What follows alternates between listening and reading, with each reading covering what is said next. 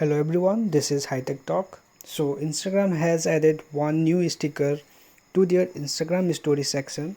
So for that you need to update your Instagram application from Play Store or from iStore. So you need to select any photo. So for now I have selected this photo. You can also select a video. So when you will click on this sticker icon here, you will see a new sticker, thank you hour. So just click on this and you can place it wherever you like.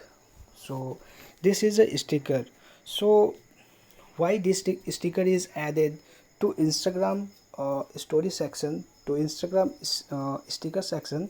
So this sticker is basically for a people who is working for us in this COVID-19, like doctor, nurse, or a healthcare worker, so who is helping us to keep safe. So this sticker is for them.